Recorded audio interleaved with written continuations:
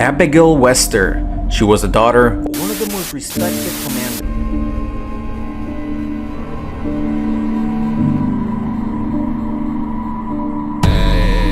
qisadayna maanta waxay ku saabsan tahay tijaabadii ugu bahalsaneed ee lagu sameeyo qof bili aadan ah waxaana lagu sameeyay gabar masaakiin ah oo lagu magacaabo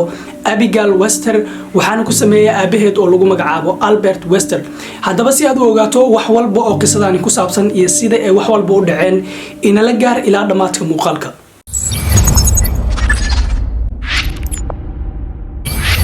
السلام عليكم ورحمة الله وبركاته ومصوب مرور بإيميل باجوكتي بس صدق هذا صاحبنا أنا هودك صاحبني ما أنت موقع كين وحوك سابسني هاي قصة آدي أمور بدن أما تجابة لجو سمية قف بلا آدنا تجابة دي وجو حماد حضبا أنت أنا قصة وجود قلنا هدي عاد نقول عصب تاعي جنال كين نقول صبير وسبسكرايب صار هدي عاد خورين ولا جوكتر وما حسن تاعي وحين كين دبيسي سنة كلا بدكم لبعضن حاتنا وحين جوجنا لبعضكم لبعضني لبعض إن شاء الله وحرجين الناس سنة كان سنة خير خبأ أنو نقدونه وحياة بدن أو نلاشينا واحتر هنا أنكو خبص دونه إن شاء الله وحرجينا إن سنة كان سنة كحيجو إلهي خير ونو جارسيو هذا بقى عن قصة نوجد قلنا تجابة داني وحال وسمي قبل لقوم مقعبو Area 51 كتالو نيفادا أمريكا هذا بقى سيدا وحول بكو بلاودين واتنا حلي يو سعودي دجالكي لبات أدونكا هتلرنا عيدن كيسة أدونكا كلبر خبصدين دجالكاس لبادة دينع ugu weyn ay ku dagaalamay waxay ahaayeen Mareykanka oo dhinaca iyo dhinac oo ah Jarmalka hadaba Mareykanka waxa waay ciidanka Hitler wax uu ku sameeyay ayuu garan waayay ciidanka Hitler oo guulo badan xaqiijinaya ayuu arkay Mareykanka waxa ay ku fikirayeen in Hitler uu haasto ciidamo bili aadan aanan ahayn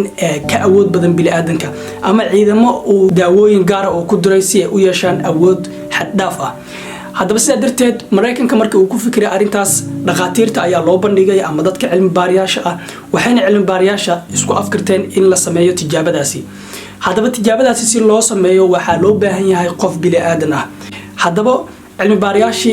way soo diyaar garoobeen wax walba oo tijaabada lagu sameeyay lahaa waa la diyaariyay daawooyinkii waa la diyaariyay dadkii ama dhaqaatiirtii ama saynis yahanadii fulin lahaa dhan waa la diyaariyay waxaana loo baahan yahay kaliya ama la sugayaa qofkii lagu fulin lahaa tijaabadaasi haddaba mid kamid ah cilmi baariyaasha oo lagu magacaabo Albert Wester ayaa soo bandhigay in gabadhiisa lagu tijaabiyo arinta la yaabka lahana waxay ahayd in gabadhiisa ay diyaar u ahayd in lagu fuliyo مشروعا هذا بس درتيد وحال سو غاري مالكي لا فولي لها مشروعه waxa uu ku bilowday gabadhii Abigail ahayd ee masaakiinta ahayd ee sidaan ugu quruxda badneed waxa la geeyay qolka lagu fulin lahaa tijaabada daawooyinka in lagu duro la bilaabay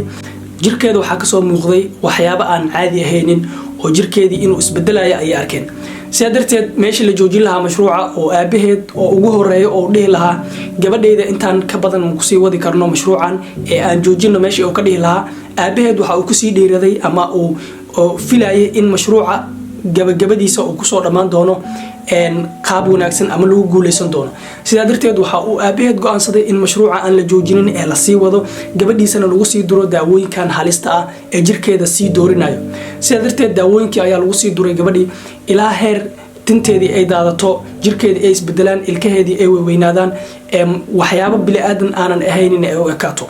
haddaba gabadhii markii ay isbedeshay oo mashruucani inuu fashilmay ay dawladda Mareykanka aragtay waxa ay dawladda Mareykanka go'aansatay in ay mashruucani lacag dambe aysan ku sii bixinin ay iska kansasho sida darteed aabaheed ma uusan joojinin intii daawo ay dhineedna waa uu ku dhameystiray ilaa gabadhiisa ay isku bedesho bahal sida darteed waxa gabadhii la geeyay qol gooni ah aabaheedna markii uu arkay in mashruucani uu guul dareystay gabadhiisina uu nafta dhaafsiiyay waxa uu adkaysan waayay xanuunkii waxaanu go'aansaday inuu isdilo sida darteed gabadhii qol ayaa lagu xiray kaligeed waxaana loo yeelay ilaalo gaar ah maalmaha kamid ah waxay soo jabsatay albaabkii waxayna dishay laba kamid ah ilaaladii waxa laga yaabaa in ay isweydiinaysid gabadha maadaama bahal ay isku bedeshay maxaa loo dili waayay ama nafta loo dhaafsi waayay maadaama aysan faa'iido dambe lahayn in ayda waxyeelo geysata ma ahane haddaba arintaasi aan ku sheego aabaheed inta uusan isdilin waxa uu ka tagay dardaaran ah in gabadhiisa sideeda lagu dhaafo oo aanan la dilin ilaa inta ay ayada adduunka ka tagayso sida darteed culimadii iyo dawladda waxa ay tixgeliyeen dardaarankii uu ka tagay aabaheed haddaba tijaabadani sidee lagu ogaaday tijaabadani waxa lagu ogaaday qaar kamid ah culimadii arintan ka qayb qaatay ayaa dib ka sheegay arrintan oo dib ka soo shaaciyay sidaasi ayayna qisadani ku soo shaabaxday qisadani qaabab kala duwan ayaa loo sheegaa balse qaabka ugu dhow ee qisadan lagu soo dhaweyn karo ama arrintaasi ay ku dhacday waa sida tan oo aan hadirtaan idin sheegay haddaba intaas ayay tijaabadaasi ku ekeyd tijaabadaasi kadibna ilaa hadirtaan wax tijaaba noocaas ah lama sameynin Area 51 waa meel aad iyo aad u sir badan oo waxba aan laga ogeynin oo arinteedaba